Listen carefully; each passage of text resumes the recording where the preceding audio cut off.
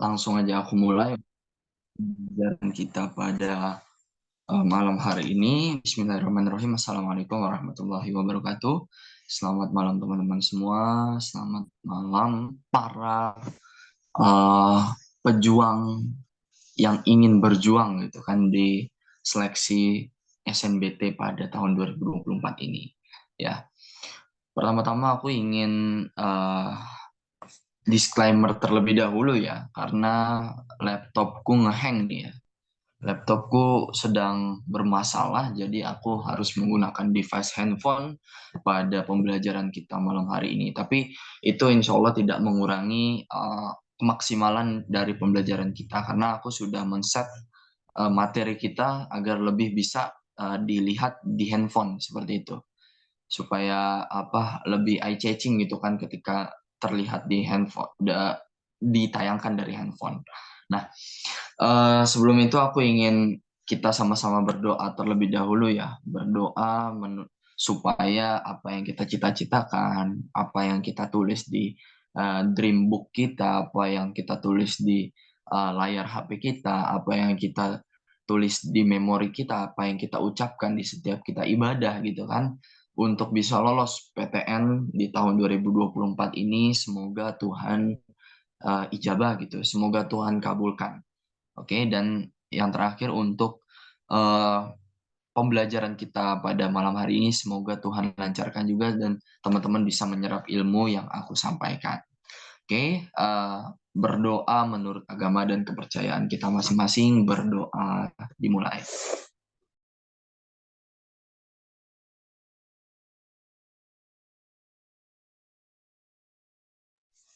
Berdoa selesai. Oke. Aku mengampu pelajaran literasi bahasa Indonesia ya teman-teman. Kita udah pernah ketemu di Jumat lalu ya kan.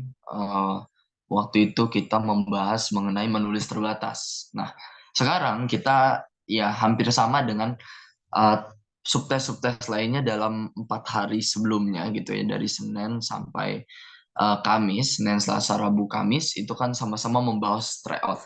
Nah, kali ini aku juga akan membahas tryout paket 1 yang teman-teman sudah kerjakan, tepatnya di subtes literasi bahasa Indonesia. Oke, aku izin share screen dulu untuk teman-teman semua.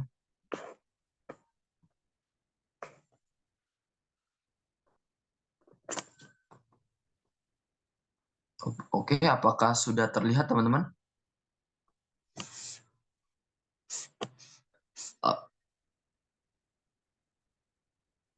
Apakah sudah terlihat?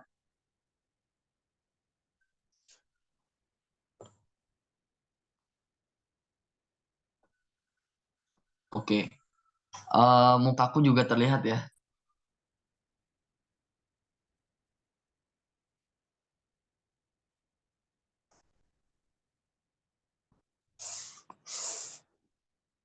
Oke, siap. Oke, ya. Kita akan membahas mengenai tryout, yang mana sekarang ada 20 soal tryout yang mana kita akan bahas satu persatu gitu kan. Di sini pastinya teman-teman yang harus banget dipahami di setiap soal-soal literasi bahasa Indonesia itu, jangan sekali-sekali teman-teman untuk membaca teks terlebih dahulu. Maka dari itu aku selalu menekankan kepada semua murid-murid yang aku ajarkan agar langsung membaca ke inti soalnya. Pahami dulu inti soalnya apa, baru kita baca teksnya. Baca teksnya juga tertentu saja, jangan semuanya. Karena mau nggak mau akan um, seperti menyita waktu teman-teman yang sangat singkat seperti itu. Nah, aku mulai dari nomor 1 ya. Nah, di sini yang ditanyakan adalah kalimat yang kurang padu. Nah, ini hati-hati nih. Kalimat yang kurang padu. Kurang padu. Ya. Jadi ada kalimat padu, ada kalimat tidak padu, dan ada kalimat kurang padu. Kalau kurang padu itu istilahnya ini bisa sih diperbaiki dikit-dikit. Nah, kayak gitu. Itu namanya kurang padu. Nah, di dalam di mana sih yang ditanyakan itu? Yang ditanyakan hanya ada di paragraf pertama, ya. Lalu yang dibaca ya paragraf 1 aja, nggak usah sampai ke paragraf kedua dan nggak usah sampai ke paragraf 2 dan paragraf 3-nya. Karena kenapa? Karena lagi-lagi makan waktu yang cukup lama gitu kan. Oke, kita akan bahas satu persatu teman-teman. Nah, di sini paragraf satunya itu dari kata pemerintah sampai kata call peace down. Ya kan? Nah, di mana sih kalimat yang kurang padu di sini? Kalau kurang padu itu berarti satu kalimat dengan kalimat misalkan begini, kalimat satu dan kalimat tiga itu padu, tapi kalimat kedua ini nggak nyambung nih kata-katanya dengan kalimat satu dan kalimat tiga. Nah, itu yang dimaksud dengan kalimat kurang padu. Nah, coba kita baca dulu paragraf satu secara utuh nih. Ya, jawabannya langsung aku kasih tahu aja ya. Jawabannya itu adalah D, teman-teman. Ya, tapi kita perlu menelaah dulu nih. Menelaah kenapa? Menelaah satu persatu kalimat per kalimatnya kayak gitu. Oke. Pemerintah Indonesia semakin serius mempercepat pensiun dini batubara di tanah air. Namun jika dilakukan secara gegabah, ya, maka kondisi finansial BUMN batubara yakni PT Bukit Asam Tbk atau terbuka berpeluang menjadi korban. Keseriusan tersebut merupakan bagian dari komitmen pemerintah sebagai pemegang presidensi organisasi G20 tahun ini, yaitu mengedepankan 3 misi. Apa aja? Transisi energi, infrastruktur kesehatan, dan digitalisasi. Wamen BUMN Pahala menyatakan upaya transisi energi di Indonesia salah satunya dilakukan dengan mempercepat transisi energi, ya, dari penggunaan bahan bakar berbasis hidrokarbon menjadi EBT, energi baru terbarukan. Komitmen pemerintah untuk mempercepat transisi energi dilakukan tidak hanya dengan membahas dan mendiskusikan persoalan transisi energi, melainkan juga dengan melakukan aksi nyata yang melibatkan perusahaan milik negara. Salah satunya apa? Perusahaan milik negaranya bekerja sama dengan PTBA dan PLN sebagai dua pemain energi. Di mana Bukit Asam dapat masuk menjadi investor yang mengambil alih PLTU milik PLN. PLTU yang dikurangi masa aktifnya dengan melibatkan skema pendanaan green financing seperti yang dijalankan oleh energi barat dalam program pengurangan batu bara atau Coal Peace Down. Nah, kenapa sih jawabannya D? Nah, jawaban yang aslinya itu kan D nih. Tapi perlu kita perhatikan bahwa kalimat satu, kalimat dua, dan kalimat tiga ternyata dua ini nggak relevan nih. Ya kan? Makanya kenapa dikatakan jawabannya D. Jika dilakukan secara gegabah, maka kondisi finansial BUMN batubara yakni PT Bukit Asam Tbk berpeluang menjadi korban. Ya, padahal di situ, ya, padahal kalau kita ngomongin teks secara keseluruhan, khususnya di paragraf 1, tidak ada yang menyebutkan siapa PT Bukit Asam Terbuka gitu. Dan kalimat pertama itu ngomongin pensiun dini.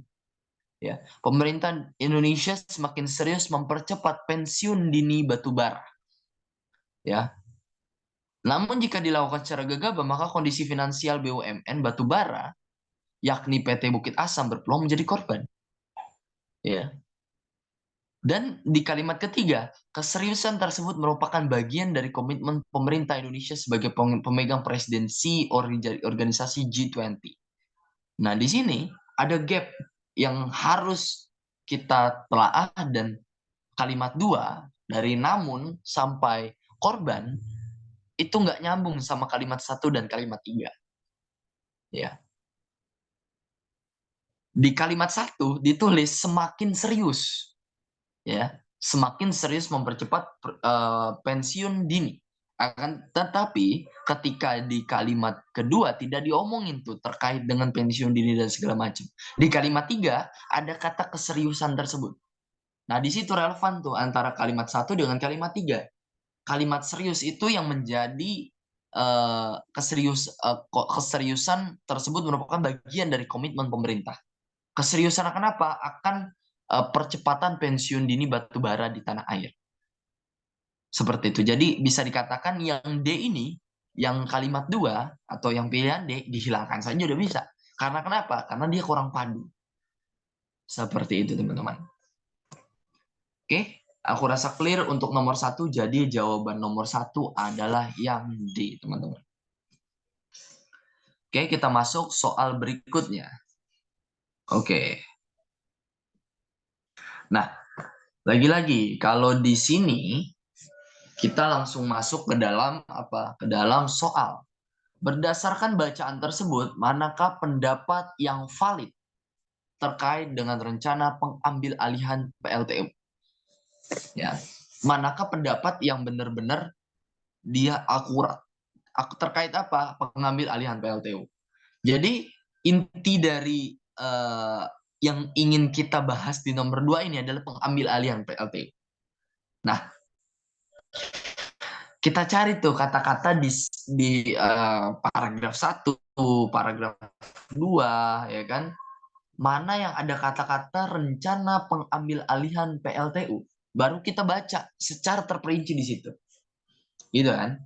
Oke, kita cari karena tulisannya PLTU jadi langsung ke notice sama kita nih ya. Di mana contohnya yang pertama nih ya, di mana Bukit Asam dapat masuk menjadi investor yang mengambil alih PLTU milik PLN. Nah, ini bisa nih, ya kan? Ya, PLTU yang telah diambil alih Bukit Asam tersebut akan dikurangi masa aktifnya. Oke, itu bisa. Coba kita lihat yang kata-kata PLTU lainnya, gitu kan? Ya, di sini akuisisi nih ya. Pada prinsipnya skema tersebut akan melibatkan pihak ketiga di luar PLN dan Bukit Asam, yakni investor yang akan menyediakan pendanaan bagi Bukit Asam untuk mengakuisisi. Kalau mengakuisisi itu berarti menggabungkan akuisisi. Nah, dengan demikian, nah diambil alih juga nih. Ada kata-kata diambil alih lagi. Dengan demikian PLTU milik PLN diambil alih oleh PTBA, bisa, ya kan? Coba kita cari PLTU lagi. Ini tidak ada ya. Menyediakan pembiayaan murah untuk PLTU milik swasta. Tidak ada kata-kata pengambil alihan. Ya. Oke, ini juga nggak ada nih kata-kata pengambil alihan. Pasalnya saat ini PLTU milik PLN jumlahnya mendominasi sistem pembangkitan listrik nasional. Oke, kita cari nih ya yang ada kata-kata PLTU-nya. Ya, PLTU dan rencana pengambil alihan di sini nih ya letaknya. Ya, kita dari titik lah dari komitmen. Ya. Komitmen pemerintah untuk mempercepat transisi energi dilakukan tidak hanya dengan membahas. Ya, jadi komitmen pemerintah untuk mempercepat transisi energi dilakukan tidak hanya dengan membahas dan ngediskusiin tentang transisi energi doang, tapi juga ada aksi nyatanya dengan ngelibatin apa? Ngelibatin perusahaan milik negara. Nah, gimana? Apa aksi nyatanya? Salah satunya adalah kerjasama PTBA dan PLN, di mana Bukit Asam dapat masuk jadi investor yang, nah ini hati-hati nih, Bukit Asam bisa masuk jadi investor yang akan mengambil alih PLTU milik PLN. Ya, PLTU yang telah diambil sama Bukit Asam tersebut akan dikurang masa aktifnya dengan melibatkan skema pendanaan. Oke, kita cari yang relevan nih. Ya.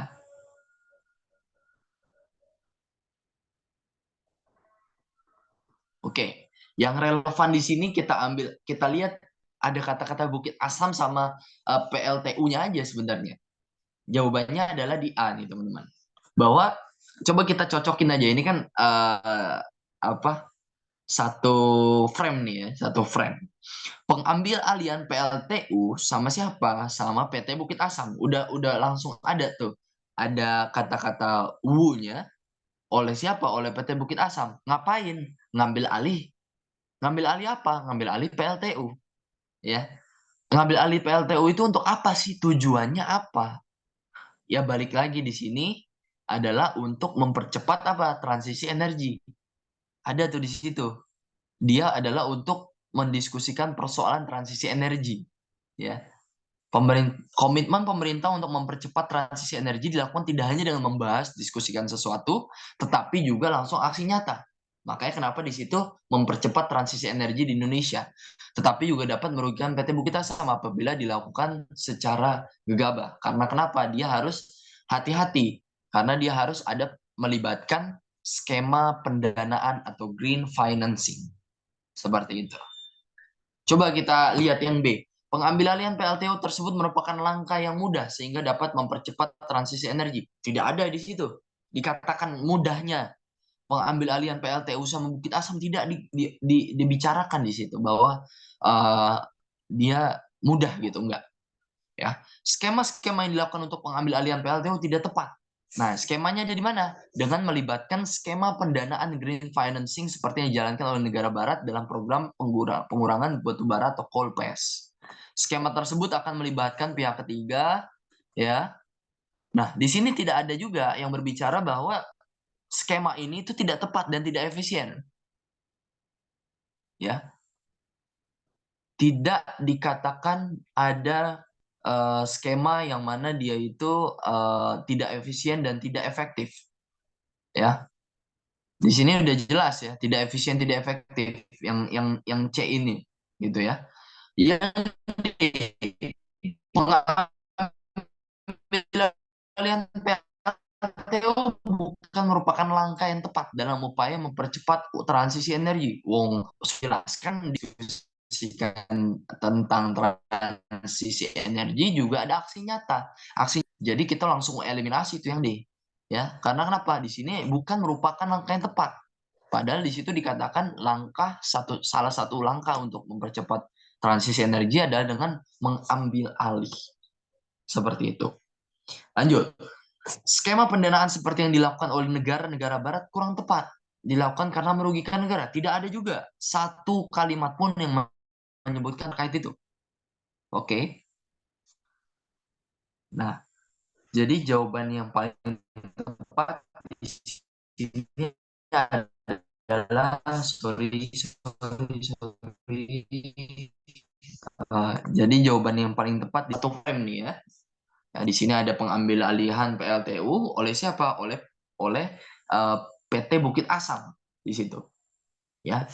Upaya apa? Upaya mempercepat transisi energi. Tetapi juga dapat merugikan PT Bukit Asam apabila dilakukan secara gegabah. Karena kenapa gegabah? Harus menjalani maafnya. Ya.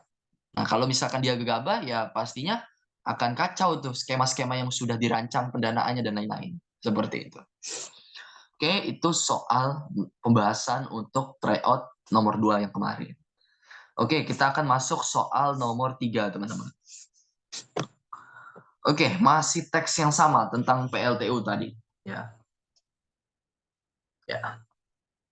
Di sini dikatakan teks tersebut memiliki kelemahan, ya. Teks tersebut memiliki kelemahan dalam hal syarat pembentukan paragraf. Oke. Pernyataan berikut yang dapat dipakai untuk menyempurnakan teks tersebut adalah. Oke. Ya. Nah, di sini pembuat soal sudah langsung identifikasi bahwa sejatinya teks ini tuh punya kurang loh, punya sisi negatifnya, punya sisi lemahnya gitu kan. Dalam hal apa? Tentang syarat pembentukan paragraf. Ya. Syarat pembentukan paragraf ya, itu kan pasti ada pembuka, ada isi, ada penutup atau kesimpulan. Nah, di situ dia nggak jelas. Itu syarat pembentukan paragraf di situ dimaksud ada 3. Ya, dia punya pembukaan, dia punya isi, dan dia punya penutup atau kesimpulan ataupun saran. Nah, di sini berarti ada 3 syarat itu yang tidak terpenuhi. Nah, pernyataan berikut yang dapat dipakai untuk menyempurnakan teks tersebut adalah. Nah, kita coba lihat. Ya, jawaban yang paling tepat adalah yang D. Kalimat yang berupa kesimpulan perlu ditambahkan di akhir teks. Oke. Nah, kesimpulan itu tentang apa sih? Kesimpulan itu biasanya dipakai kalau misalkan ada kata-kata jadi. Oleh karena itu, maka dari itu, maka kesimpulannya adalah. Nah, hal-hal kayak gitu. Tapi ketika kita ngomongin di paragraf kedua, ya, paragraf kedua itu masih ngomongin isi loh, teman-teman. Ya kan? Masih ngomongin pada prinsipnya skema. Skema yang apa? Skema yang udah dijabarkan di paragraf pertama masih diomongin di situ. Ya. Jadi kita bisa bilang sampai akhir pun ya, Ini masih ngomongin masalah teknis, ya. Namun, pengakhiran batu bara tersebut dengan memerintahkan bukti kesalahan tersebut di atas tidaklah mudah. Pasalnya saat ini PLTU milik PLN jumlahnya mendominasi sistem pembangunan listrik nasional, pembangkitan listrik nasional. Jadi tidak ada kesimpulan dan titik terang dari teks tersebut. Harusnya gimana sih solusinya, bagaimana kesimpulan dari teks ini itu apa? Tidak dijabarkan secara terperinci. Jadi jawabannya betul D, dan namun kita perlu analisis satu-satu dulu ya. Teks perlu dilengkapi dengan kalimat yang mengandung pembuktian. Ya, pembuktian itu tidak diperlukan di teks, teman-teman. Ya, hati-hati. Kan ada paragraf namanya paragraf opini. Ada paragraf yang namanya paragraf deskripsi. Dan itu semua tidak perlu ada namanya pembuktian. Berbeda kalau sidang. Ya, aku sebagai anak hukum mau nggak mau harus membuktikan ya di dalam meja hijau gitu. Kalau misalkan si A salah nih, si B salah, nah, kayak gitu. Itu pembuktian. Tetapi ketika masuk ke dalam paragraf, syarat pembentukan paragraf itu only cuma ada 3. Dia punya pembukaan, dia punya isi, dan dia punya penutup atau kesimpulan. Udah itu aja. Tidak perlu ada pembuktian. Ya, pembuktian itu adalah salah satu isi dari bagian isi itu. Jadi di isi itu ya bisa dicantumin dikit-dikit pembuktian. Tapi itu bentuknya tidak wajib. Apalagi kalau dalam hal ini bentuknya adalah teks-teks opini atau teks-teks yang belum tentu teruji kebenarannya. Ya kan? Nah, jadi bagian pembuktian itu adalah hal yang tidak perlu untuk dicantumkan dalam sebuah teks. Salah satu kalimat perlu diperbaiki karena tidak efektif. Ya, ini mau nggak mau kalian harus baca dulu. Ya, baca dulu untuk tentang kalimat efektif. Lagi-lagi kalimat efektif itu kalau kita jabarkan, yang pertama ada kata-kata yang diulang. Kalau kalimat efektif, misalkan teman-teman semua, ya. Kira-kira ada yang mau komentar gak nih? Kira-kira kata-kata teman-teman semua itu efektifnya itu jadi apa sih? Teman-teman semua. Ada yang mau komentar atau mau chat, silakan. Teman-teman semua itu kalau kita efektifkan jadi apa?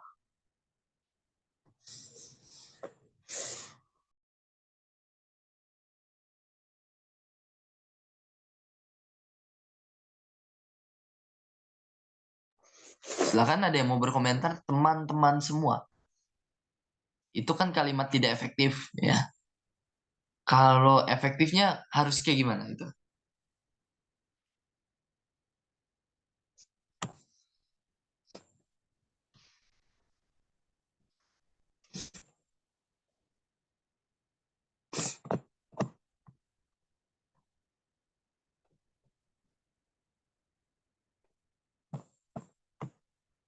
Oke, ada yang jawab nih. Chat via chat ke aku. Oke. Jadi teman-teman semua katanya teman-teman saja atau teman semua. Nah, ya betul. Jadi kalau kita memandang kalimat efektif itu nggak boleh boros pertama. Kalau ada kata-kata yang boros ya, itu udah pasti itu tidak efektif. Teman-teman semua harusnya teman-teman. Ini sering banget digunakan di presentasi-presentasi biasanya atau kita ngomong di depan umum gitu ya. Selamat malam teman-teman semua. Nah, itu udah mulai nggak efektif tuh di situ. Tapi itu secara umum ya, walaupun secara kalau kita ngomong kebiasaan memang itu. Tapi kalau misalkan untuk ditulis dalam bahasa Indonesia yang baik dan benar itu tidak efektif. Yang efektif selamat malam teman-teman atau selamat malam teman semua. Bahkan satu kata yang emang sering kita dengar hadirin-hadirin pun adalah kata yang tidak efektif. Hadirin itu sudah banyak. Ngapain lagi ditambahin hadirin-hadirin? Banyak-banyak. Seperti itu. Hadirin pun kalau teman-teman belajar bahasa Arab gitu ya. Hadirin itu kan artinya dari kata ha, dal, ro, ya, dan nun gitu kan. Dan ya dan nun di situ artinya jamak. Artinya lebih dari dua. Dan mau nggak mau kita ketika kita ngomong hadirin itu secara bahasa Indonesia tidak baku dan tidak efektif. Harusnya selamat pagi hadirin yang kami hormati. ya kan? Selamat istirahat hadirin yang saya cintai. Nah, kayak gitu. Itu adalah untuk awalan kalimat efektif. Dan kalimat tidak efektif lainnya adalah ketika ada kata-kata yang tidak logis. Kalau kata-kata itu tidak logis, misalkan eh, kalimat awal itu nggak logis tuh, nggak masuk akal tuh, nggak nyambung. Nah, itu menjadi kalimat yang tidak efektif. Seperti itu. Dan juga salah satunya yang ciri kalimat tidak efektif adalah dia ada kata-kata yang tidak baku. Contohnya, ibu pergi ke apotik. Nah, itu udah pasti tuh kalau misalkan di dalam satu paragraf ada kalimat itu, udah pasti itu adalah kalimat yang tidak efektif. Karena salah satu ciri kalimat tidak efektif, dia menggunakan kata-kata yang tidak baku. Seperti itu. Dan di sini kalau teman-teman cermati memang tidak ada kalimat-kalimat yang tidak efektif. Salah satu kalimat yang mengandung informasi utama harus dibuang. Nah, di sini ya kita bisa katakan bahwa memang ada kalimat yang kurang padu yang tadi kita omongkan di nomor satu. Betul nggak? Tadi nomor satu kita udah bahas bahwa kalimat kurang padu. Hati-hati, bedakan kurang padu dengan tidak padu. Ya, kalau kurang padu, mau nggak mau harus banget dibuang. Tapi kalau kurang padu, itu kalau tidak padu, itu harus banget dibuang. Tapi kalau tidak kurang padu, maka dia hukumnya sunnah lah istilahnya. Boleh dibuang, boleh tidak, tapi tidak diharuskan. Tetapi ketika kita ngomongin yang C, ya satu kalimat itu harus dibuang, berarti salah. Karena kenapa? Kalimat nomor 2 yang tadi kurang padu tadi, ya di situ jatuhnya kurang padu, ya artinya dia boleh dibuang boleh tidak, nggak menjadi keharusan untuk dibuang karena dia hanya sifatnya kurang padu bukan tidak padu, seperti itu. Oke, jawabannya yang D, kalimat yang berupa kesimpulan perlu ditambahkan di akhir teks. Lagi-lagi di paragraf 2 akhir itu tidak ada sama sekali yang menyebutkan terkait dengan kesimpulan dari paragraf ini toh apaan sih ngomonginnya gitu. Kalimat yang tidak sesuai dengan informasi utama pada teks harus dibuang. Sama. Ini hampir sama dengan yang di C dan E, yang dengan pilihan C harus dibuang. Padahal di situ dibuang saja gitu, tapi tidak boleh ada kata harus. Karena kenapa? Karena dia kurang padu. Nah, yang membedakan antara C dan E di situ adalah salah satu kalimat yang mengandung informasi utama harus dibuang. Sedangkan yang E, kalimat yang tidak sesuai dengan informasi utama pada teks harus dibuang. Nah, kalimat yang itu dia kurang padu. Maka akhirnya dia boleh dibuang, boleh tidak. Seperti itu. Oke, kita masuk soal nomor 4 nih teman-teman. Ya, dalam teks tersebut banyak disebut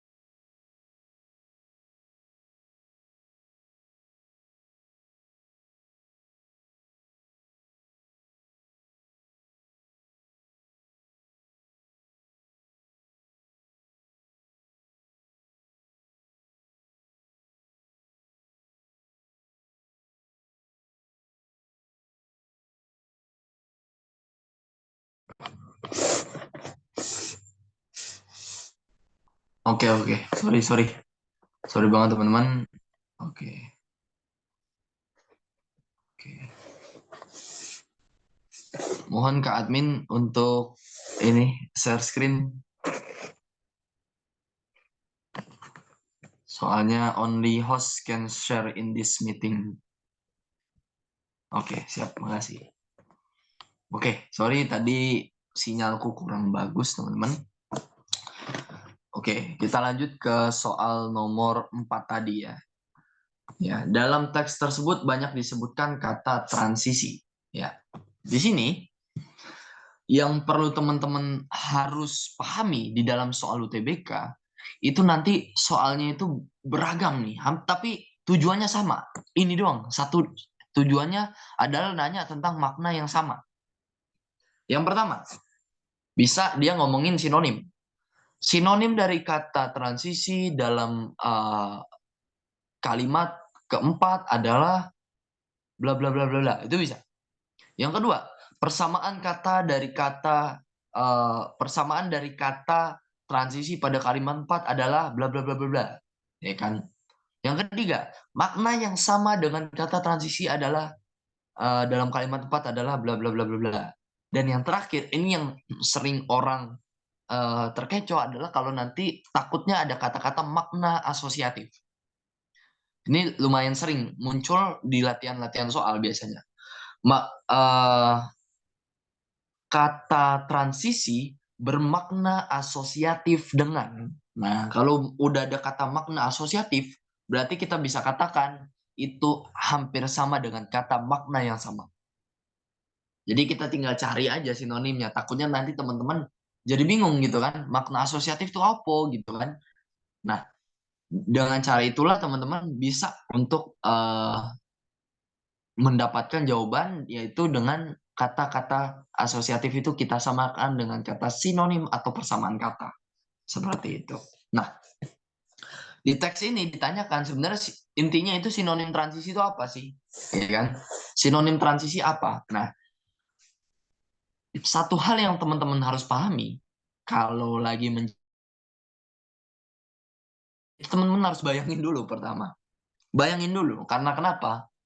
Bayangin dulu kata-katanya itu dalam otak teman-teman tanpa melihat A B C D E. Jadi bayangin dulu transisi itu opo. Ya, bayangin dulu di otak ya sampai nemu. Tapi kalau nggak nemu bagaimana? Kita lihat teksnya.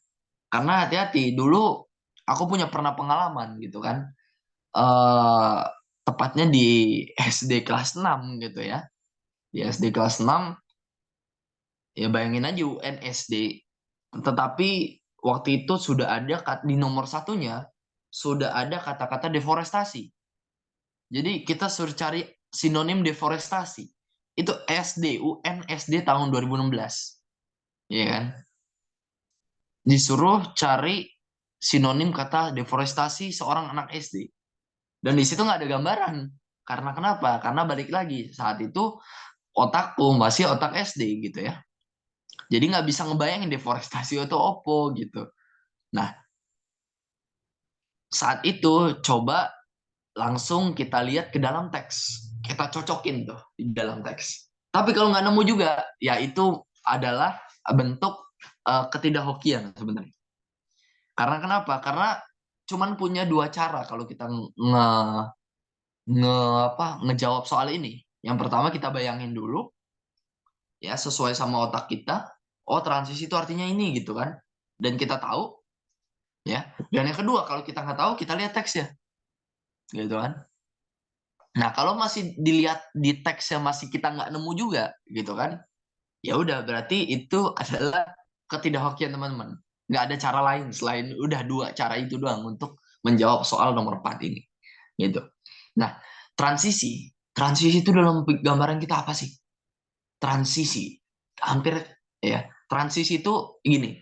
Ada kata-kata trans yang hampir mirip-mirip. Transformasi, transisi, transmigrasi. Semuanya itu adalah ya. Contoh, ketika kita ngomong transmigrasi berarti perpindahan, ya. Transmigrasi itu perpindahan, ya. Transformasi itu perubahan, ya. Transformasi itu berubah. Nah, kita cari nih titik tengah antara kata transformasi dan transmigrasi itu apa? Ya, sebenarnya begitu. Kalau kita mau gambarin di kepala dulu. Jadilah kita kata-kata peralihan. Ya, peralihan itu kalau masuk ke arah, ya, kalau misalkan kita ngomongin peralihan, transisi itu adalah peralihan, kita coba cocokkan dengan kata transmigrasi. Transmigrasi itu adalah perpindahan dari kota ke desa. Berarti peralihan masyarakat dari kota ke desa, bisa, ya. Terus transformasi, perubahan, ya. Jadi orang itu bertransformasi dari jahat ke baik. Orang itu beralih dari jahat ke baik, itu juga bisa. Tapi kalau kita pakai kata perubahan, ya perubahan di kata misalkan transmigrasi. Perubahan dari kota ke desa nggak bisa. Perubahan masyarakat dari desa ke kota, dari kota ke desa nggak bisa. Maka dari itu yang paling bagus adalah, yang paling tepat jawabannya adalah yang B. Dan kalau kita cocokkan misalkan, ya,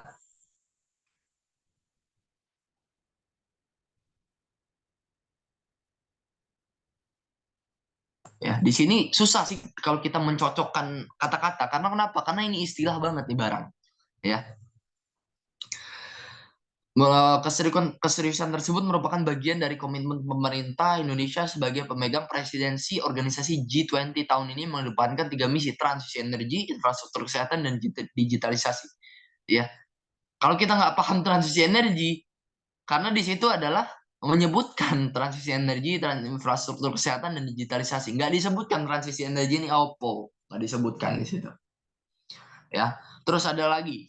Salah satunya dilakukan dengan mempercepat transisi energi dari penggunaan bahan bakar berbasis hidrokarbon menjadi bahan bakar berbasis energi baru dan terbarukan. Di sini sebenarnya bisa menjadi titik terang teman-teman kalau teman-teman nggak tahu banget tentang transisi energi. Dari penggunaan bahan bakar berbasis hidrokarbon menjadi bahan bakar berbasis energi dan terbarukan. Ya, di sini memang kita berkutatnya antara dua, atau perubahan. Ya, tapi kalau kita pastikan baik-baik, ya kita cermati di sini adalah peralihan dari penggunaan bahan bakar berbasis hidrokarbon menjadi bahan bakar berbasis energi. Ya, bedakan perubahan dengan peralihan. Kalau peralihan itu dia masih satu item, sama-sama bahan bakar. Dari penggunaan bahan bakar hidrokarbon menjadi bahan bakar energi baru dan terbarukan. Misalkan, ya, dari penggunaan bahan bakar berbasis hidrokarbon menjadi asam sulfat, air H2SO4, ya kan? Itu namanya bukan lagi peralihan, tapi perubahan, ya. Awalnya bahan bakar hidrokarbon menjadi air H2SO4. Nah, di situ udah berubah tuh, udah bukan item dalam koridor bahan bakar. Tapi kalau misalkan masih dalam bahan bakar juga, dari penggunaan bahan bakar berbasis hidrokarbon menjadi bahan bakar berbasis EBT, itu namanya peralihan. Dialihkan doang. Tapi koridornya sama-sama bahan bakar. Seperti itu. Oke. Jadi jawaban nomor 4 adalah yang B. Oke, kita masuk soal nomor 5, teman-teman. Nah, ini sudah beda teks nih ya.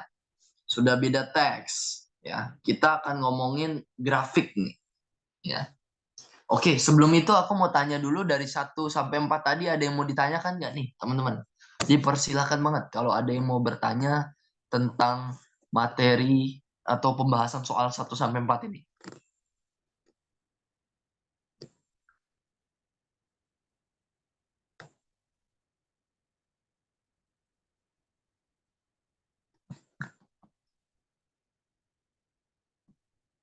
Oke, ada yang bilang aman. Lanjut, ada lagi nggak yang mau bilang aman nih? Silakan teman-teman. Paling nggak teman-teman ketik aman aja deh, biar aku nggak deg-degan nih. Takutnya teman-teman eh teman-teman kayak apa belum paham gitu kan? Aku jadi deg-degan gitu. Oke, aman ya. Udah pada aman ya, aku lihat nih di kolom chat. Sip. Oke, kita lanjut masuk ke soal nomor 5 dan 7 sampai 7. Karena kenapa? Karena ini satu grafik untuk 3 nomor. Nah, di sini ini kita harus tahu dulu minimal kalau ada grafik gini, kita tahu judulnya dulu aja deh. Nggak usah tahu grafiknya, karena setelah tahu judul, pertama baru kita masuk ke soal. Ramalan buruk ekonomi negara-negara. Ya, berarti tentang ekonomi ya. Baru kita masuk di soal. Nah, di antara pernyataan pada pilihan jawaban, manakah pernyataan yang tepat berdasarkan infografik di atas? Nah, mau nggak mau kita harus lihat infografiknya. Tapi sebelum lihat infografik, kita lihat jawaban dulu. Jadi caranya kalau kayak gini, kita lihat jawaban A, kita cocokkan sama infografik. Lihat B, cocokkan sama infografik. Mana nih yang benar? Nah, kayak gitu. Nah, kita lihat yang A. Terdapat 5 negara di antara 10 negara yang memiliki pertumbuhan ekonomi negatif. Ya, 5 negara dari 10 negara yang punya negatif. 5 dari 10 negara yang punya negatif. Di sini ada 10, betul. Ada 10, tapi yang negatif cuma 4. Nah, hati-hati. 0 nggak dihitung. 0 itu bukan negatif. Ya, 0 itu ya bilangan 0 di tengah-tengah antara negatif dan positif. Nah, jadi 4 negatif, 5 positif, 1 0. Kayak gitu. Nah, berarti salah bisa kita bilang. Amerika Serikat menjadi salah satu negara yang tidak mengalami pertumbuhan negatif. Amerika Serikat. Ya di sini ada tahun 2023 negatif min 0,1. Berarti salah ya. Kenaikan suku bunga serta melemahnya investasi menjadi penyebab meningkatnya pertumbuhan ekonomi. Kenaikan suku bunga sama lemahnya investasi. Ya. Di sini nggak ada tulisannya ya. Oh, di sini ada nih penyebab kenaikan suku bunga dan melemahnya dan apa? Melemahnya investasi. Kenaikan suku bunga dan melemahnya investasi. Kenaikan suku bunga dan melemahnya investasi, betul ya penyebabnya. Nah, menjadi penyebab meningkatnya pertumbuhan ekonomi. Nah, ini udah pasti salah. Ya. Karena kenapa? Karena di sini dikatakan ramalan buruk ekonomi negara-negara.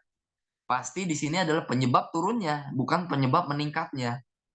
Di sini dituliskan penyebab meningkatnya. Padahal yang harus teman-teman pahami, di sini ramalan buruk ekonomi yang pasti dia turun. Ya kan? 10 negara dengan perekonomian PDB terburuk. Penyebabnya karena kenapa? Karena lemahnya investasi dan kenaikan suku bunga. Dia akhirnya bukan meningkat, tapi menurun. Yang D, meningkatnya pengangguran menjadi penyebab utama memburuknya pertumbuhan ekonomi sejumlah negara pada tahun 2022. Meningkatnya pengangguran kita lihat, betul. Tapi yang perlu teman-teman pahami di sini salah tahunnya, ya. Karena tahunnya bukan tahun 2022, tapi tahun 2023, ya. Jadi sudah pasti yang D salah. Jadi kalau udah begitu, yang pasti jawabannya adalah yang E. Brasil menjadi salah satu negara yang memiliki pertumbuhan ekonomi terburuk pada 2023. Ya. Nah, menjadi salah satu negara yang memiliki pertumbuhan ekonomi terburuk. Nah, hati-hati teman-teman. Terburuk di sini bukan berarti dia yang paling bawah. Ya. Bukan berarti dia terbawah gitu. Enggak. Tapi terburuk di sini artinya adalah masuk kategori 10 negara dengan perekonomian PDB terburuk. Terburuk itu bukan cuma satu, tapi terburuk di sini ada 10. Oke. Jadi tolong bedakan ya kategori 10 negara terburuk dengan negara terburuk. Seperti itu. Jadi yang dimaksud di ini betul. Brazil adalah salah satu negara yang memiliki pertumbuhan ekonomi terburuk karena dia masuk di dalam list, ada di nomor terakhir gitu, ada di kolom paling kanan. Seperti itu. Oke, itu soal nomor 5. Jadi jawabannya adalah yang E. Nah, kita lihat berikutnya ya, soal nomor 6.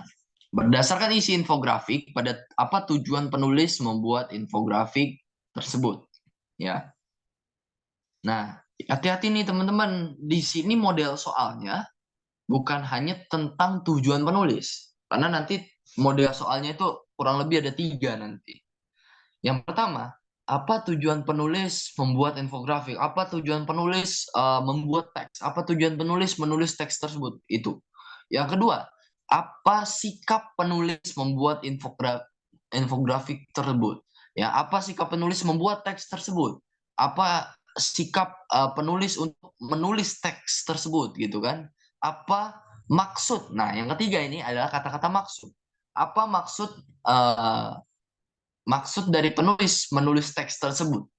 Nah, itu ada 3 variasi soal nanti yang bakal teman-teman jumpai nanti ketika melihat soal-soal UTBK SNBT seperti itu. Nah, kalau kayak gini memang kita perlu untuk apa? Untuk mencerna atau mengeliminasi A, B, C, D, E-nya. Menggambarkan secara detail mengenai sejumlah negara yang mengalami pertumbuhan memburuknya pertumbuhan ekonomi tahun 2022. Salah. Karena kenapa? Tahun 2023. Oke. Memberikan informasi kepada pembaca mengenai sejumlah negara dengan pertumbuhan ekonomi terburuk tahun 2023 beserta dengan penyebabnya. Betul. Karena kenapa? Dia ngomongnya sejumlah negara. Karena berapa? Ada 10 negara. Pertumbuhan ekonominya apa? Terburuk. Tahun apa? Tahun 2023. Serta apa? Serta sama penyebabnya. Di paling bawah itu ada penyebabnya. Yang C. Jadi yang jawabannya B, tapi kita coba analisis yang C, D, E-nya dulu. Menginformasikan terkait seberapa turunnya perekonomian di sejumlah negara pada tahun 2023. Ya, di sini ya nggak diomongin bahwa ya di sini cuma diomongin seberapa turunnya perekonomian negara, ya, tapi nggak ngomongin masalah penyebabnya, padahal di situ ada penyebabnya. Ya, lanjut, memberikan penjelasan mengenai penyebab. Nah, ini kalau kayak gini penyebabnya doang nih yang D, tidak menjelaskan angkanya. Jadi C sama D ini harusnya gabung gitu kan. C nggak bisa berdiri sendiri, D juga nggak bisa berdiri sendiri. Dan yang E, mengajak pembaca untuk menentukan sejumlah negara yang memiliki pertumbuhan ekonomi negatif. Nggak kayak gitu. Tujuannya bukan untuk ngajakin pembaca, untuk nentuin jumlah negara, bukan. Tapi untuk memberi informasi. Maka jawaban yang paling tepat adalah yang B, teman-teman. Oke, aku rasa clear. Sekarang kita masuk soal nomor 7. Oke.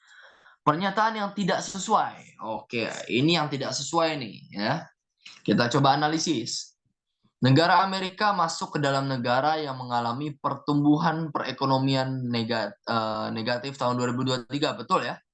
Ini yang ditanyakan tidak sesuai, hati-hati ya.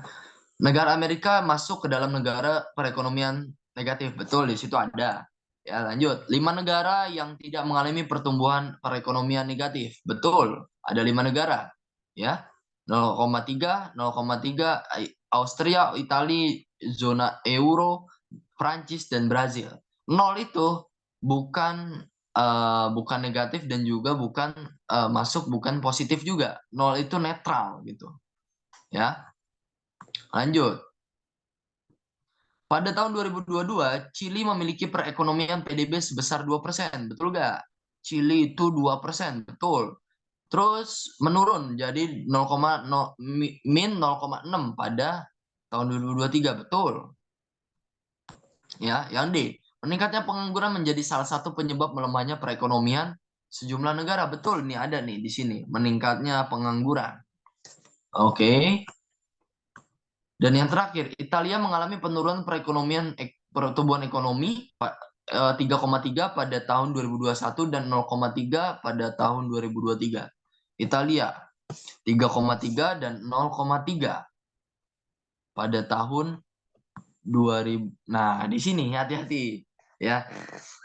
Pertumbuhan ekonomi 3,3% pada tahun 2021. Padahal di sini yang diomongin adalah tahun 2022, bukan 2021. Walaupun emang angkanya benar, sama-sama 3,3 sama 0,3, tapi tahunnya jelas berbeda. Ya, tahunnya itu yang diomongin adalah tahun 2022, tapi yang ditulis di situ adalah tahun 2021. Oke. Sampai sini ada yang ingin ditanyakan teman-teman dari nomor 5 sampai nomor 7?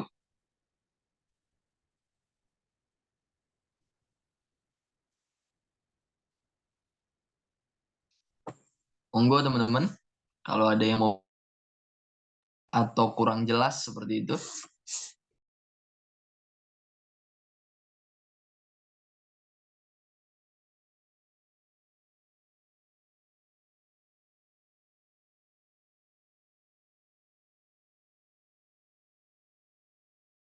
Oke, ada yang bilang lanjut, ada yang bilang aman. Oke, kita lanjut ke soal nomor 8 sampai 9.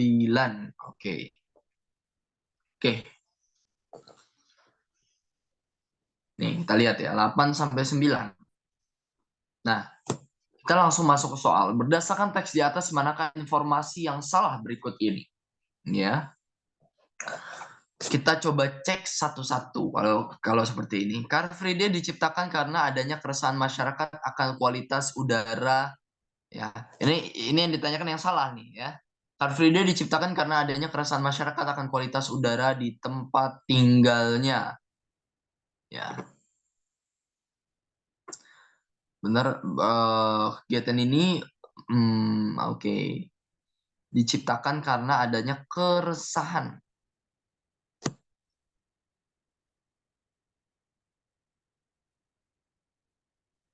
Ada tidak ini teksnya tentang keresahan? Ya, Kementerian Lingkungan Hidup dan Kehutanan telah menciptakan petunjuk untuk menyelenggarakan HBKB, bertujuan untuk menurunkan ketergantungan masyarakat atas penggunaan kendaraan bermotor. Kegiatan ini mengurangi emisi, ya, tingkat pencemaran disebabkan oleh emisi bermotor. Menurut petunjuk dari Kementerian, pelaksanaan HBKB dilaksanakan pada bla bla bla bla sampai jam 6 dan 2. Hal ini terkait dengan metodologi pengukuran kualitas udara yang menghendaki waktu minimal 8 jam memenuhi tingkat representasi sampling kualitas udara yang mencerminkan aktivitas kendaraan bermotor di suatu kota. Ini tidak ada ya kata-kata diciptakan karena adanya keresahan masyarakat akan kualitas udara di tempat tinggalnya, tidak ada di teks. Satupun yang menyebutkan itu tidak ada. Ya, kita keep dulu. Berarti itu ngomongnya tidak ada di dalam teks. Ya, lanjut. Kementerian Lingkungan Hidup dan Kehutanan membuat aturan dan kebijakan mengenai penyelenggaraan HBKB agar kendaraan motor dapat melintas di jalan lain. Ya, coba ya.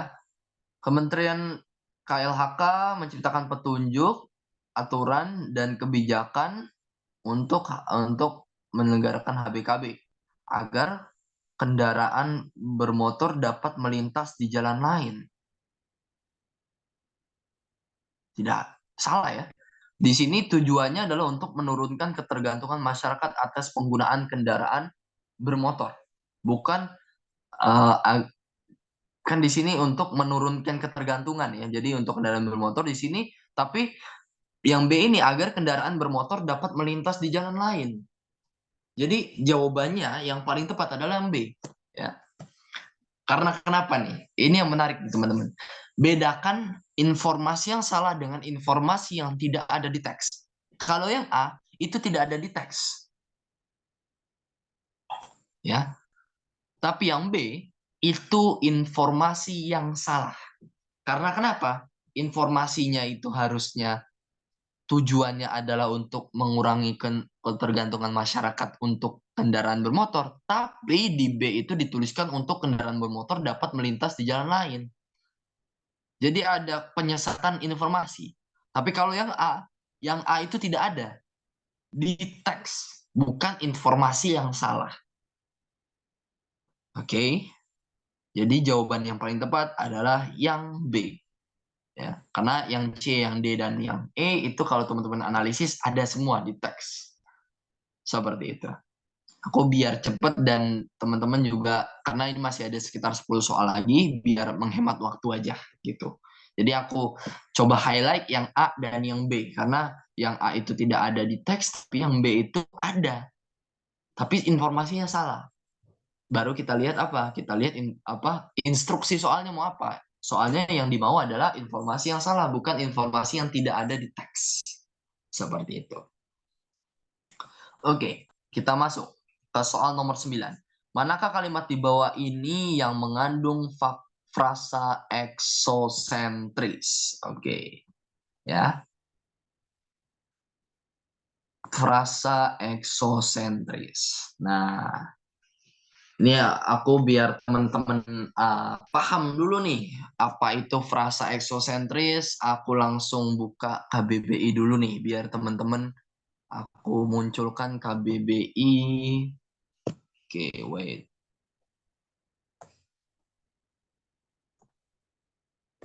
Biar teman-teman tahu apa sih itu eksosentris. Oke.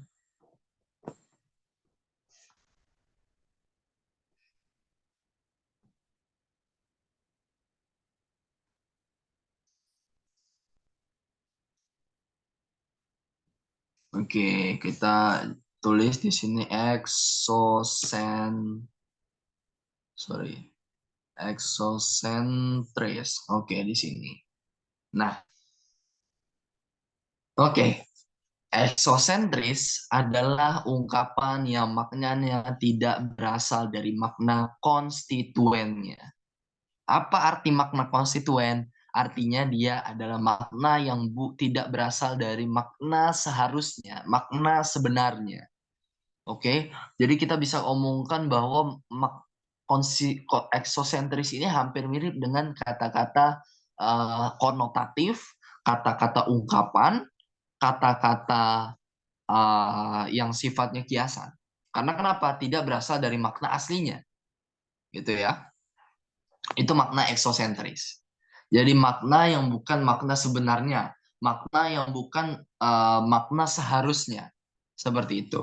Nah, contohnya apa? Contohnya itu pertama adalah kalau kita ngomongin tangan kanan, ya. Kalau kita ngomongin tangan kanan, pasti teman-teman langsung berbicara tangan kanan itu adalah orang kepercayaan. Itu makna eksosentris dan makna konotatifnya. Bukan berarti tangan ya tangan kanan tangan kita enggak gitu. Anak emas ya. Kalau kita berbicara anak emas, apakah berarti itu merupakan anak yang berwarna emas? Bukan, ya. Bukan seperti itu maknanya. Nah, tapi anak emas itu artinya adalah anak yang mana kebanggaan, ya, atau anak kesayangan, seperti itu. Nah, di sini kita udah tahu nih makna frasa eksosentris itu adalah frasa yang dia itu apa bukan makna sebenarnya. Kita lihat kalimat-kalimatnya aja sebenarnya yang kita perlu lihat sebenarnya. Kalimat A sampai E yang mana yang ada kata-kata yang sebenarnya nggak terlalu cocok di sini itu. Karena maknanya itu sebenarnya yang kita tahu maknanya bukan ini. Tapi ini loh gitu ya. Nah, kita lihat aja masing-masing. Nah, HBKB di Indonesia bertujuan untuk menurunkan ketergantungan masyarakat atas penggunaan kendaraan bermotor. Sebenarnya kita udah langsung tahu. Ya. Di sini jawabannya adalah kata-kata ketergantungan. Gitu. Karena frasa eksosentrisnya adalah di kata ketergantungan. Karena ketergantungan itu biasanya berkaitan sama apa? Sama obat. Ya, jarang ketika kita ngomongin ketergantungan terhadap sesuatu yang kaitannya sama hal-hal yang apa benda mati, benda-benda mati kayak kendaraan bermotor, mobil gitu nggak ada. Itu bukan ketergantungan, tapi dia seakan-akan hobi kalau misalkan untuk kendaraan bermotor atau eh, menurunkan apa hasrat atau nafsu masyarakat atas penggunaan kendaraan bermotor atau menurunkan penggunaan kendaraan bermotor pun itu udah cocok. Ketergantungan itu biasanya untuk obat. Tergantung, ketergantungan apa? Ketergantungan narkotika. Ketergantungan apa? Ketergantungan alkohol. Nah, hal-hal yang semacam itu yang dikatakan sebagai frasa eksosentris. Ya. Coba kita lihat yang B. Sepertinya B kan, tulisannya sama-sama aja ya. Kegiatan ini juga bertujuan mengurangi tingkat pencemaran udara oleh emisi kendaraan bermotor. Itu tidak ada yang kiasan dan tidak ada yang menggunakan frasa eksosentris. Pelaksanaan HBKB dilaksanakan sekurang-kurangnya 1 kali, berarti minimal 1 kali dalam seminggu, yaitu hari kerja atau hari libur. Betul. Hal ini terkait dengan metodologi. Metodologi betul. Metodologi pengukuran apa? Kualitas udara. Metodologi artinya adalah uh, keilmuan yang membahas tentang metode satu cabang ilmu tertentu, yaitu tentang pengukuran kualitas udara yang mengendaki waktu minimal 8 jam. Nggak ada yang menggunakan frasa eksosentris. Dimulai pada pukul 6 sampai dengan 2 WIB. Jadi frasa eksosentris hanya di kata-kata ketergantungan saja. Seperti itu. Oke, dari nomor 8 sampai nomor 9, ada yang ingin bertanya tidak, teman-teman? Apa sudah cukup jelas?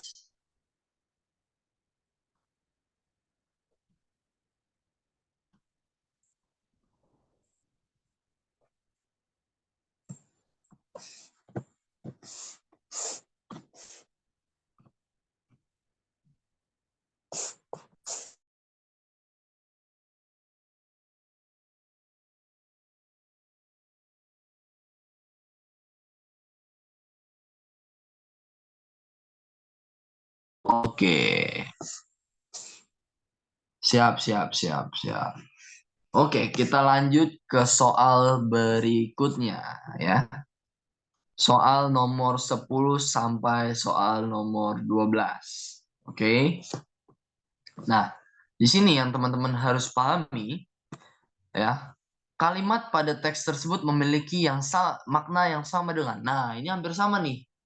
Hampir sama dengan yang tadi, yang di awal tadi. Tapi bedanya kalau ini kita mencari apa? Mencari mana tadi? Sorry, sorry. Kalau yang ini kita mencari kalimat yang sama. Kalau tadi kita ngomongin kata-kata yang sama. Kalau ini kita ngomongin kalimat yang sama dengan. Seperti itu. Nah, kita coba analisis satu-satu. Kalimat 13. Peradaban masyarakat saat itu masih tersisa berupa rumah kosong dan mobil yang berkarat. Seolah memunculkan perasaan ditinggalkan dan cukup meneramkan. Nah, kalau kata-katanya masih ambigu seperti ini, coba kita lihat kalimat sebelumnya. Penduduk pun ramai-ramai meninggalkan Gwalia. Ya, berarti yang ditinggalkan adalah Gwalia. Peradaban masyarakat saat itu masih tersisa. Berarti di Gwalia itu masih tersisa apa? Masih tersisa rumah kosong dan mobil yang berkarat. Seolah-olah memunculkan perasaan yang ditinggalkan yang cukup menyeramkan. Yaudah, coba kita analogikan, coba kita bayangkan, coba kita imajinasikan Gwalia ini ditinggalkan dan Gwalia itu seperti rumah kosong, ya. Ada rumah kosong, ada mobil-mobil, mobil tua yang berkarat dan memunculkan perasaan yang cukup-cukup menyeramkan. Nah, coba kita lihat masing-masing ininya, masing-masing apa pilihannya. Peradaban masyarakat saat itu masih tersisa berupa tambang emas terdalam di Australia. Udah pasti tidak ya? Karena di situ dikatakan bukan ngomongin tambang emas. Kalau tambang emas pasti perasaannya bukan menyeramkan, tapi menggembirakan karena dapat emas, gitu ya. Rumah kosong dan mobil berkarat menjadi simbol kejayaan Gua Lia. Itu bisa sih, kita coba keep lah itu untuk yang B ini. Rumah kosong dan mobil berkarat merupakan bukti peninggalan dari peradaban masyarakat saat itu yang cukup menyeramkan. Itu bisa ya. Jadi B sama C ini bisa nih. Masa kejayaan Gwalia cukup menyeramkan? Enggak, bukan itu maksudnya. Kota hantu itu tidak muncul begitu saja, apalagi yang E. Jadi kita punya sisa stok yang B dan yang C. Ya, sekarang tinggal kita lihat masing-masingnya gitu kan. Yang B dan yang C. Nah, rumah kosong dan mobil berkarat menjadi simbol kejayaan Gua Lia. Tidak ada di situ yang menyebutkan di situ adalah kejayaan Gua Lia. Ya. Tidak ada di situ menyebutkan simbol kejayaan. Jadi jawabannya yang C. Kenapa yang C? Rumah kosong dan mobil berkarat merupakan bukti peninggalan. Bukti peninggalan karena kenapa? Karena di situ ditulis peradaban masyarakat saat itu masih tersisa. Berarti kalau tersisa berarti ada peninggalan, ya. Berarti ada peninggalan. Peninggalan terhadap apa? Terhadap peradaban masyarakat saat itu yang cukup menyeramkan. Cukup menyeramkannya ada di mana? Ada di kata-kata terakhir. Nah, jadi jawaban di situ adalah yang C, teman-teman. Untuk soal nomor 10. Oke, kita masuk soal nomor 11. Ya. Kedua paragraf pada bacaan tersebut memiliki fungsinya masing-masing. Terkait dengan paragraf 1, apakah fungsi paragraf terkait dengan paragraf 1, apakah fungsi paragraf 2? Oke. Nah, sebenarnya ini jawabannya cuma satu doang sih sebenarnya ya. Melanjutkan, ya, mengenalkan, mendeskripsikan, menjelaskan, atau memberikan informasi. Udah itu aja. Simpelnya begitu. Nah, kita lihat. Sebenarnya perlu kita baca dulu nih. Paragraf 1 dan paragraf 2. Kita lihat nyambungnya di mana sih ini dua ini. Dua barang paragraf ini. Benua Australia menyimpan berbagai pesona dan keunikannya sendiri. Ya, selain keindahan alamnya ada beberapa tempat aneh, ya, yang tersebar di negara kanguru ini. Salah satunya yaitu ditemukannya kota hantu Gwalia. Ya. Predikat kota hantu rasanya pantas disematkan untuk tempat ini. Gwalia berlokasi di Australia Barat sekitar 828 km sebelah timur Perth. Kota hantu ini tidak muncul begitu saja. Nah, berarti kita akan ngomongin Gwalia. Ya, kalau tidak ada kata-kata Gwalia dan kota hantu, udah pasti salah. Itu aja. Karena kenapa? Di situ di 6, kota hantu ini tidak muncul begitu saja. Kota hantu ini itu maksudnya kan adalah Gwalia. Berarti kalau nggak ada kata-kata Gwalia dan tidak ada kata-kata kota hantu, udah pasti salah. Berarti kita akan mengeliminasi C dan E. Berarti kita menyisakan A, ya, B, dan D. Ya, kita lihat yang A. Melanjutkan gagasan tentang masa kejayaan Gwalia. Apa iya melanjutkan gagasan tentang masa kejayaan? Padahal yang dibahas bukan ngomongin masa kejayaan aja. Ya jangan sampai kita terdistraksi sama kata-kata Gwalia pernah ramai pada masa kejayaannya. Ya, tapi hati-hati. Ya, di situ tertulis gitu ya, selain selain masa kejayaan, tapi kota hantu ini tidak muncul begitu saja. Ya, ini yang menarik. Ya, dan kenapa tidak muncul begitu saja? Karena dia yang ada di kalimat kedua, dia itu tempat aneh. Ya, jadi bisa dikatakan bahwa jawabannya adalah yang B. Karena kenapa? Mengenalkan gagasan tentang kota hantu. Kota hantu apa? Yang namanya Gwalia. Gwalia pernah ramai pada masanya. Pernah ramai loh masa kejayaannya. Gwalia punya tambang emas. Dahulu itu ada 1100. Jadi mengenalkan gagasan dan informasi-informasi terkait dengan kota hantu yang namanya Gwalia itu. Kenapa nggak yang D? Menjelaskan detail lokasi ditemukannya kota hantu. Nggak ada. Nggak ada uh, yang menyebutkan detail lokasinya. Detail lokasi ditemukannya kota hantu. Detailnya itu di koordinat berapa, di timurnya mana, di selatannya mana, di baratnya mana. Tidak ada yang dijelaskan tentang lokasi sedetail itu. Jadi jawabannya memang adalah yang B, teman-teman. Oke, kita akan lanjut ke soal nomor 12. Soal terakhir di teks ini gitu ya. Jika pembaca ingin menyimpulkan isi bacaan tersebut, manakah simpulan yang paling tepat? Oke, kalau kita udah baca nih, ya kan?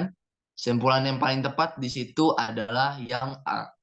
Para penduduk meninggalkan Gwalia sejak kebakaran di tahun 1920-an sehingga muncul namanya kota hantu. Karena apa? Tidak pernah sepenuhnya pulih kembali.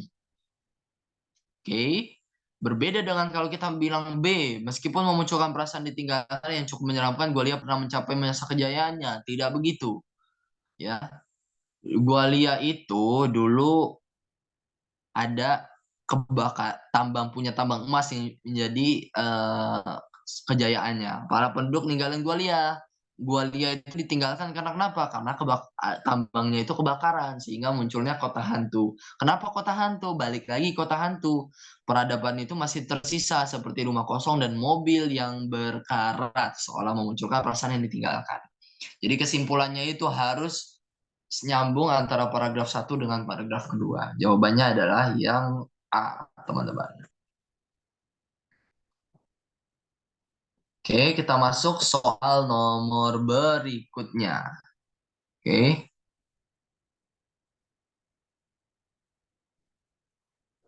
Oke. Ini masih sama. Soalnya adalah berkaitan dengan simpulan, ya. Simpulan. Nah, kalau simpulan mau nggak mau kita perlu baca dulu semuanya, ya. Kita perlu baca. Kegiatan PNPM telah dapat memberdayakan masyarakat miskin untuk mengakses modal untuk usaha hanya dengan syarat apa aja buat kelompok swadaya masyarakat. Ya, di beberapa wilayah perkotaan maupun pedesaan banyak bermunculan usaha pemula. Ya, modalnya bisa 5.000 sampai 2 juta. Para pelaku usaha pemula ini kebanyakan hanya untuk bertahan hidup, tetapi bukan berwirausaha yang mampu memberi nilai tambah. Jadi tujuannya cuma survive aja, ya. Kondisi ini wajar karena pelaku usaha pemula ini pada awalnya ingin keluar dari jeratan kemiskinan melalui peluang yang dapat mereka lakukan. Mereka melakukan usaha mandiri dengan modal kecil hanya secara naluri dan mengikuti tren yang berkembang. Pemerintah sebenarnya sangat terbantu dengan keinisiatifan masyarakat yang melakukan kegiatan produktif. Ya, jadi kesimpulannya kalau kita coba analisis secara mendalam, yang A itu adalah jawaban yang paling tepat. Kegiatan PNPM memberdayakan masyarakat miskin dengan memberikan modal untuk berwirausaha. Ada di kalimat satu, ya. Kegiatan PNPM telah dapat memberdayakan ya masyarakat miskin untuk mengakses modal untuk usaha, ya, untuk berwirausaha. Coba yang B. Kegiatan PNPM mempermudah persyaratan mengakses modal dengan hanya membuat ya mempermudah. Sebenarnya dia nggak bakal ngomongin itu kan ngomongin prosedur ya. Kegiatan PNPM mempermudah persyaratan mengakses modal itu ngomongin cara-caranya, bukan ngomongin simpulan kesemuanya itu apa. Pelaku usahanya memanfaatkan modal yang didapatkan untuk bertahan hidup, tidak berwirausaha. Itu juga sama, itu adalah penjelasnya, bukan menjadi inti dan kesimpulannya. Pemerintah terbantu dengan adanya PNPM, bukan ya, bukan pemerintah yang terbantu, tapi para wira swastanya ini, para pelaku usahanya yang terbantu sebenarnya.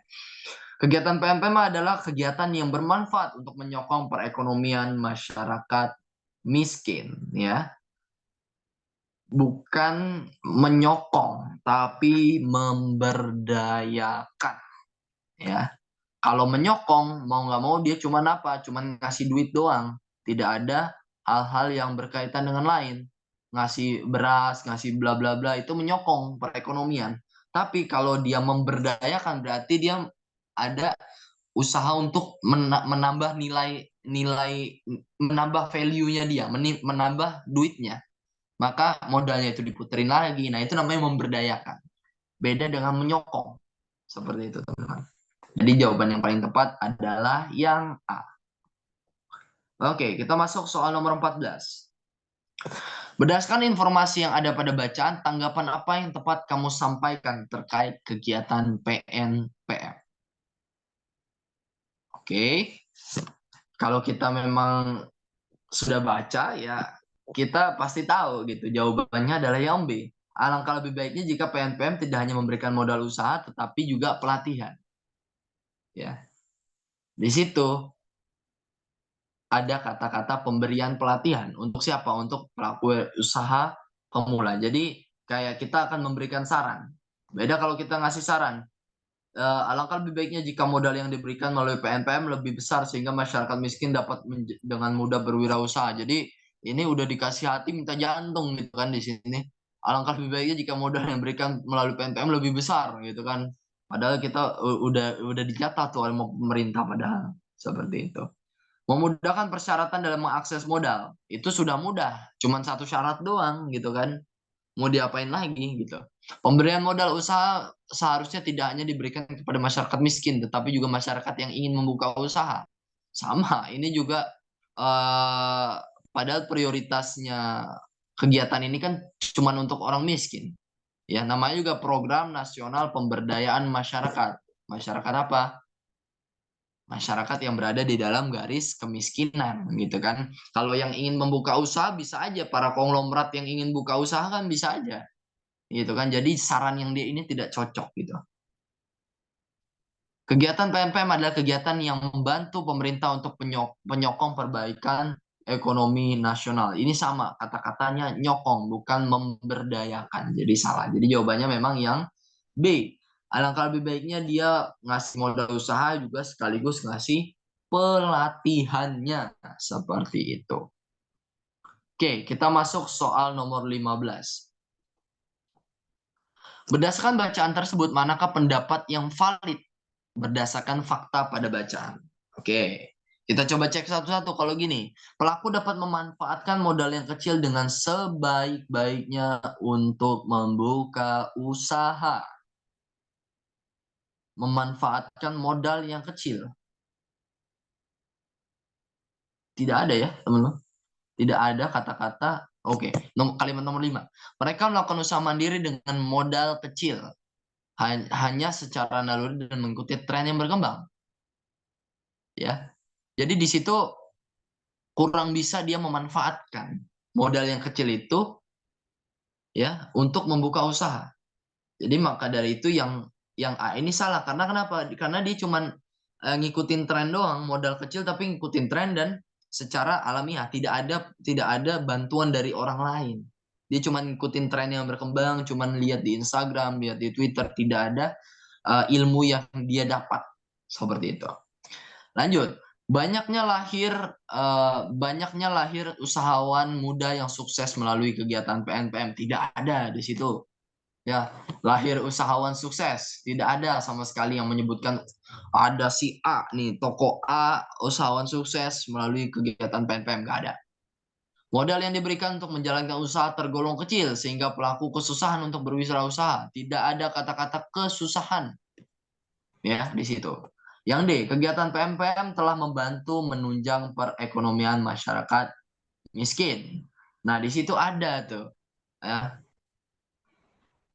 Nomor 3 dan kalimat nomor 4, para pelaku usaha mulai ini kebanyakan hanya untuk bertahan hidup, tetapi bukan berwirausaha yang mampu memberi nilai tambah. Kondisi ini wajar karena pelaku usaha pemula ini pada awalnya ingin keluar dari jerat kemiskinan melalui peluang yang dapat mereka lakukan. Jadi di situ bisa dikatakan telah membantu. Ya, telah membantu siapa? Untuk menunjang perekonomian masyarakat miskin. Ya, makanya kenapa di situ dikatakan ya dia keluar dari jerat kemiskinan melalui peluang yang dapat mereka lakukan. Oke, jadi jawaban yang paling tepat adalah yang D. Coba yang E. Banyaknya pelaku yang menggunakan modal tersebut hanya untuk bertahan hidup membuat kegiatan PMPM dirasa tidak efektif. Memang ada tulisan bahwa ya pelaku yang menggunakan modal ini untuk bertahan hidup ya ada tulisannya, tapi di situ tidak ada yang mengklaim bahwa cara itu adalah cara yang tidak efektif. Itu. Oke. Jadi aku rasa clear untuk nomor 15, kita masuk soal nomor 16. Pada kalimat ke-6 terdapat kata produktif. Di antara kata berikut manakah kata yang memiliki makna tidak sama ya? Makna tidak sama dengan kata produktif. Ya, pada kalimat 6 ya. Produktif aku rasa teman-teman udah pada tahu karena udah sering dengar tuh kata-kata produktif ya. Pemerintah sebenarnya sangat terbantu dengan keinisiatifan masyarakat yang melakukan kegiatan produktif. Ya, subur. Subur aku rasa bukan, ya kan? Subur itu misalkan ada tanaman ya, tanaman subur itu kan. Jadi kata produktif itu memang bisa dikatakan hampir mirip dengan kata subur gitu kan. Karena misalkan gini, aku sering melakukan kegiatan-kegiatan yang produktif ya. Aku sering melakukan kegiatan produktif. Subur itu artinya apa sih? Subur itu kan berarti menghasilkan. Produktif itu berarti adalah kegiatan-kegiatan yang menghasilkan ya. Subur berarti kita melakukan kegiatan-kegiatan yang istilahnya menghasilkan sesuatu, ya, kegiatan produktif, kegiatan yang memang kita dengan kegiatan itu bisa menghasilkan uang. Subur, ya, itu bernilai sama, menguntungkan sama, baik juga sama. Yang jawaban yang paling tepat di soal nomor 16 ini adalah C, konsumtif. Di mana kalau konsumtif itu bukan menghasilkan, tapi menghambur-hamburkan dan menghabiskan uang yang ada. Jadi dia bukan termasuk produktif. Oke, itu soal nomor 16. Kita masih ada kurang lebih 10 menit lagi. Kita akan bahas 4 soal sisanya. Oke, ini berkaitan dengan teori kalau ini. Nah, ini teori nih ya. Ini nggak bakal kita ngomongin teks nggak. Ya. Semua siswa kelas 12 kini sedang memeras otak mempersiapkan diri masuk ke kampus impiannya. Frasa yang semakna dengan memeras otak adalah, ya, pemuda bertangan besi itu. Tangan besi artinya apa? Tangan besi itu artinya dia keras. Ya, dia keras karena besi. Besi itu kan wujudnya keras. Bukan berarti dia punya tangan yang kayak besi, enggak. Tapi dia tangan besi, artinya dia keras. Entah itu keras hati, atau keras kepala, atau segala macam. Dia punya hati yang lembut. Ayahnya setiap hari banting tulang. Nah, jawaban yang paling tepat adalah yang B. Karena kenapa? Memeras otak berarti kan dia kerja keras. Kerja keras dengan otaknya. Berikutnya, ayahnya setiap hari membanting tulang. Berarti membanting tulang dia kerja keras. Kerja keras dalam apa? Dalam bekerja. Tujuannya apa? Untuk nyekolahin anaknya. Ya, Cendrawasih memamerkan bulu emasnya untuk mengikat pasangan. Bulu emas di sini betul. Bulu emas artinya bulu yang berwarna emas yang dipunya sama Cendrawasih. Banyaknya pemimpin bangsa yang tidak suka dikritik dan keras kepala. Tidak ada kata-kata makna makna kiasannya di situ. Pemerintah seharusnya tidak berpangku tangan melihat masyarakat menderita karena naiknya harga BBM. Jadi gini, berpangku tangan. Pemerintah seharusnya tidak berpangku tangan. Jadi kayak seakan-akan tidak menonton aja melihat masyarakat menderita, tapi harusnya melakukan sesuatu aksi nyata. Nah, di sini yang paling tepat adalah yang B, karena membanting tulang, frasa membanting tulang kita samakan dengan memeras otak, sama-sama membutuhkan kerja keras yang sekeras-kerasnya, seperti itu. Oke, kita masuk soal nomor 18, 19, 20. Ini dalam satu teks nih, ya, 18, 19, 20. Oke, kalimat utama dari paragraf pertama. Nah, menarik nih. Kalimat utama dari paragraf pertama. Kalau kalimat utama berarti mau nggak mau kita akan ngomongin nomor kalimat pertama. Ya, tapi hati-hati, kalimat utama belum tentu kalimat pertama. Karena bisa jadi kalimat terakhir di paragraf tersebut. Ya, makanya kita perlu melihatnya apa? Kalimat utama yang ada di awal dan di akhir aja. Itu kalau misalkan masalah penomoran. Tapi kalau ini masalah teks. Kita perlu analisis satu-satu. Ya,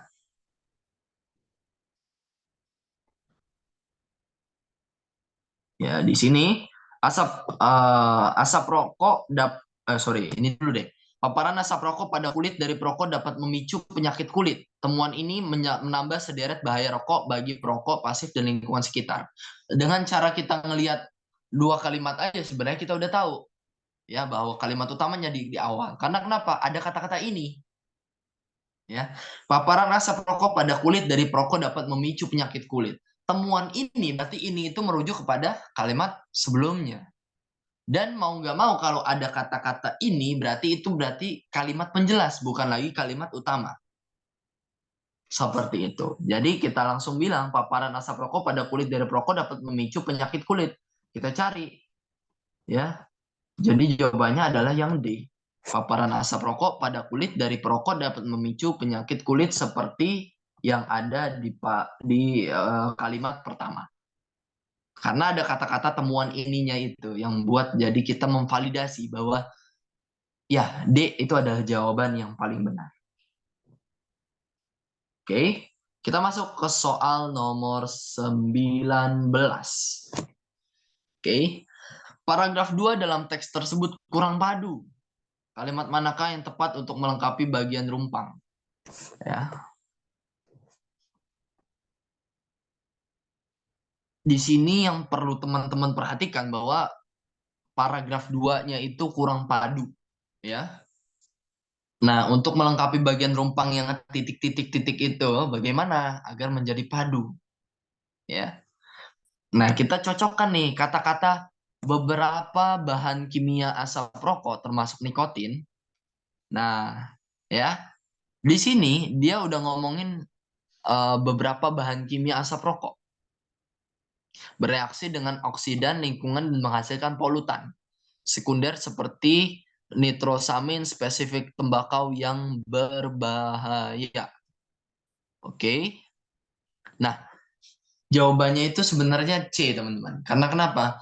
Karena kalau teman-teman perhatikan, asap rokok terdiri dari sisa polutan asap tembakau yang tertinggal di permukaan dan di debu setelah tembakau dihisap. Dipancarkan kembali ke fase gas atau bereaksi dengan oksidan dan senyawa lain di lingkungan untuk menghasilkan polutan sekunder. Ya, polutan sekunder itu dibahas di paragraf berikutnya tuh. Beberapa bahan kimia asap rokok termasuk nikotin bereaksi dengan oksidan dan menghasilkan polutan sekunder. Ya, jadi di situ ada pembahasan yang dilakukan secara terperinci. Polutan sekundernya apa? Nitrosamin spesifik tembakau yang berbahaya. Jadi di situ dispesifikkan kembali polutan sekundernya apa, ya. Terus oksidan lingkungannya apa, ya kan? Oksidan lingkungan kan udah dibahas tuh di awal tuh, ya. Oksidan lingkungan dan polutan sekundernya kira-kira mau apa? Polutan asap tembakau gitu kan. Gasnya oksidan apa gitu kan. Jadi ini tuh sebenarnya C dengan kata-kata beberapa bahan kimia asap rokok itu saling sambung menyambung. Oke. Soal terakhir yang akan kita bahas pada malam hari ini adalah soal nomor 20. Ya. Dalam paragraf pertama terdapat kata di antara kata-kata berikut. Manakah kata wait. Oke. Manakah kata yang memiliki makna yang berbeda dengan kata memicu? Jadi bisa dikatakan antonimnya memicu itu apa? Yang ada di paragraf pertama, ya. Paparan asap rokok pada kulit dari perokok dapat memicu penyakit kulit. Kalau memicu berarti mengakibatkan. Ya, bisa dikatakan mengakibatkan. Memicu. Memicu apa? Penyakit kulit. Jadi bisa mengakibatkan. Nah, kita lihat yang makna berbeda itu apa? Ya, mengakibatkan ya, dengan mencetuskan itu bisa dikatakan ya begini. Jadi ini kan dia ngomongin makna yang berbeda ya. Nih, makna yang berbeda di sini bukan berarti antonim. Itu aku ralat dulu yang tadi. Yang tadi aku bilang antonim. Yang makna yang berbeda di sini bukan berarti antonim. Akan tetapi makna yang berbeda di sini, makna yang bukan sinonim, makna yang bukan antonim. Itu. Memicu, mengakibatkan, itu bisa dikatakan dia punya sinonimnya, antonimnya dalam melahirkan. Memicu itu akan mengakibatkan. Kalau melahirkan, itu biasanya menyebabkan. Melahirkan. Mencetuskan. Itu kan melahirkan, mencetuskan. Itu satu arti dengan kata menyebabkan. Ya, kenapa dia tercetus? Ya, jadi misalkan ASEAN terbentuk, ASEAN tercetus, ASEAN disebabkan karena adanya bla bla bla bla. Jadi dipicu tuh. Lahir, cetus, mendatangkan, mendatangkan itu satu makna dengan memicu. Mendatangkan itu artinya lebih ke arah dia sebab, akibat, datang. Masalah yang akan datang berarti akibatnya. Nah, terakhir adalah menyulut. Menyulut itu adalah di sebabnya. Menyulut api asmara. Ya, berarti menyebabkan api asmara yang semakin meletup-letup misalkan. Nah, jawaban yang paling tepat untuk makna yang berbeda di sini adalah mengendur. Karena tidak ada kaitannya sama sekali. Ya, mengendur dengan kata-kata melahirkan, mencetuskan, mendatangkan, menyulut dan memicu. Ya, misalkan kita ganti memicu ini dengan mendatangkan, ya. Paparan asap rokok pada kulit dari perokok dapat mendatangkan penyakit kulit, bisa, ya. Paparan asap rokok pada kulit dari perokok dapat melahirkan penyakit kulit, bisa, ya. Paparan asap rokok pada kulit dari perokok dapat dapat mendatangkan penyakit kulit, dapat mencetuskan penyakit kulit, bisa, gitu kan.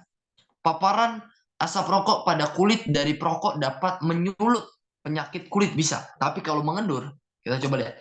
Paparan asap rokok pada kulit dari perokok dapat mengendur penyakit kulit. Udah nggak cocok tuh. Ya. Oke, jadi untuk pembelajaran kita tepat 1 jam 30 menit kita bahas 20 soal. Kira-kira ada yang ingin ditanyakan nggak nih teman-teman semua untuk pembelajaran kita dari jam 19 lewat 5 menit tadi. Silakan kalau ada yang mau bertanya dipersilakan banget.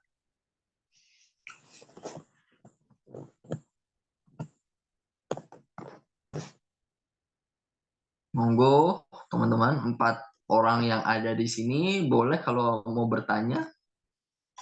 Aku persilahkan banget.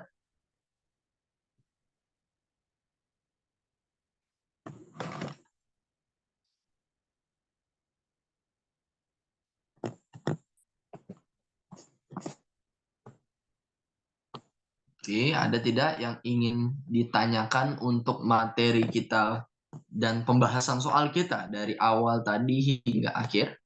Monggo kalau ada yang ingin bertanya, teman-teman. Aku hitung 1 sampai 5 ya. Kalau tidak ada, aku cukupkan ya. 1, 2, 3, 4, 5. Oke, mungkin karena teman-teman sudah tidak ada yang ingin ditanyakan, aku cukupkan, tapi aku akhiri dengan salah satu quotes dari B.J. Habibie ya. B.J. Habibie pernah berkata gitu ya, bahwa tidak ada gunanya teman-teman pinter, ya. Tidak ada gunanya teman-teman pinter tapi malas. Jadi intinya pertama teman-teman harus rajin dulu ya. Harus rajin dalam apa? Dalam setiap kerjaan teman-teman, entah itu mereview soal, entah itu mempelajari materi yang belum dipahami gitu ya.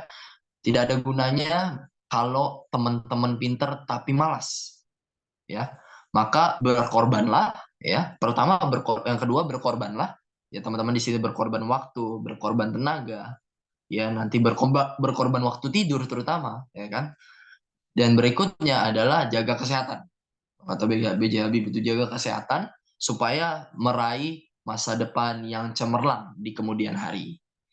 Oke, aku tutup pembelajaran kita pada malam hari ini. Semoga apa yang aku sampaikan tadi bisa teman-teman cerna dengan baik. Aku akhiri, selamat malam, selamat beristirahat, selamat mempelajari materi yang sudah aku sampaikan tadi. Wassalamualaikum warahmatullahi wabarakatuh. Terima kasih.